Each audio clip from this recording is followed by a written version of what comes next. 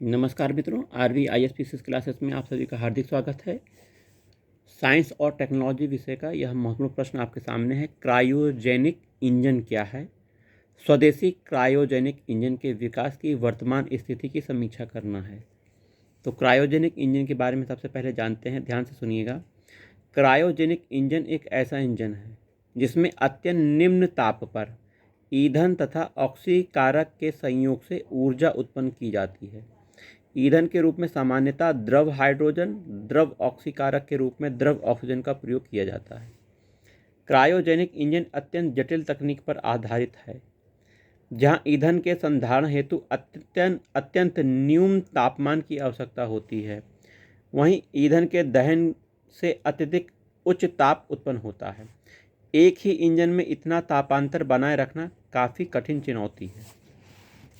1990 के दशक में भारत ने रूस से क्रायोजेनिक इंजन तथा उसकी तकनीक प्राप्त करने के लिए समझौता किया था, परंतु अमेरिकी दबाव से रूस ने क्रायोजेनिक इंजन तकनीक देने से इनकार कर दिया।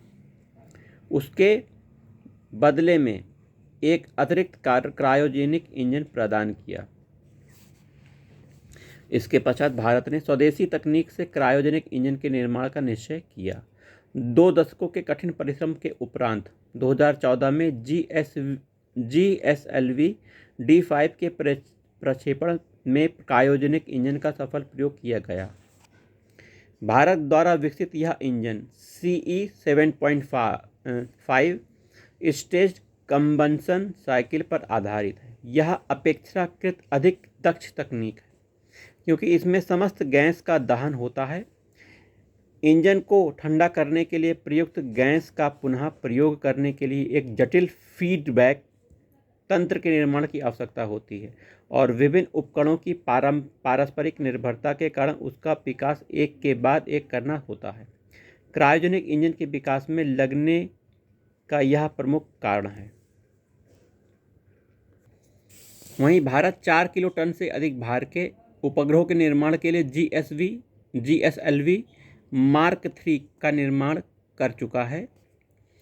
इसमें प्रयुक्त cryogenic engine CE20 gas generator cycle पर आधारित है। इनमें गैसों का पुनः चक्रण नहीं होता है और कुछ ईंधन बिना दहन के निर्मुक्त हो जाता है, परंतु इसमें जटिल फीडबैक तंत्र की आवश्यकता नहीं होती। इस इंजन के विभिन्न अवयवों को एक साथ विकसित किया जा सकता है। इस इंजन का प्रयोगशाला के भीतर प्रथम सफल परीक्षण महेंद्रगिरी परीक्षण सुविधा केंद्र में कर लिया गया है। आइए दूसरा प्रश्न देखते हैं। डिजिटल इंडिया मिशन की तकनीकी स्तर पर क्या चुनौतियां हैं? इसके कुछ संभव समाधान सुझाना है। तो डिजिटल इंडिया मिशन में तकनीकी स्तर पर चुनौतियों पर चर्चा करते हैं। डिजिटल इंडिया कार्यक्रम का आरंभ लोगों को इलेक्ट्रॉनिक रूप से सेवा प्रदान करने के उद्देश्य के साथ किया गया। डिजिटल इंडिया अवसंरचना का निर्माण, सेवाओं को डिजिटल रूप प्रदान करना तथा जटिल डिजिटल साक्षरता, इसके 3 अवयव हैं। ठीक है। तकनीकी स्तर पर मुख्य चुनौती लोगों के बीच इंटरनेट की उपलब्धता, इंटरनेट से जुड़े लोगों को डिजिटल सेवाएं उपलब्ध कराने से जुड़ी हैं। हार्डवेयर के स्तर पर इंटरनेट की लोगों तक पहुंच तथा इंटरनेट की गति सबसे बड़ी समस्या बनी हुई है, जो कि अब धीरे धीरे दूर भी हो रही है। अभी भी 70%, ये डाटा बदल लीजिएगा, 70% से अधिक जनसंख्या तक इंटरनेट पहुंच नहीं है। ये डाटा बदल गया है, आप इसे बदल लीजिएगा। भारत में इंटरनेट की गति बहुत कम है, अब धीरे धीरे इसकी गति भी बहुत बढ़ गई है। ठीक है।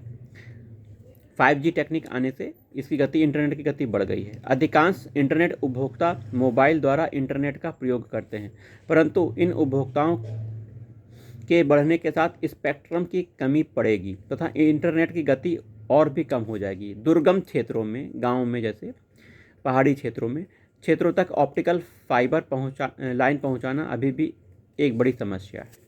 सॉफ्टवेयर के स्तर पर प्रयोक्ताओं की डिजिटल आइडेंटिटी सुनिश्चित करना तथा ऑनलाइन डाटा की सुरक्षा मुख्य चुनौती होगी। अभी अधिकांश सेवाएं तीव्र इंटरनेट पर ही ढंग से काम करती हैं। इन्हें कम गति के लिए उपयुक्त बनाना होगा। प्रयोक्ता की डिजिटल पहचान सुनिश्चित करने के लिए उसे आधार से जोड़ा जा सकता है और सुरक्षा के लिए शासकीय वेबसाइटों में इनकोडिंग तथा सुरक्षा मानकों का पालन सुनिश्चित करना होगा। स्पेक्ट्रम की समस्या को टेलीविज़न के लिए आरक्षित अप्रयुक्त स्पेक्ट्रम को इंटरनेट के लिए मुक्त कर सुलझाया जा सकता है।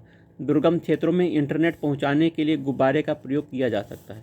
गूगल इस दिशा में कार्य कर रहा है। आर्थिक रूप से कमज़ोर लोगों को इंटरनेट सुविधा पहुंचाने में इंटरनेट आर्ग जैसी पहल सहायक हो सकती है, परंतु इन्हें अपनाते हुए नेट न्यूट्रलिटी का ध्यान रखना होगा।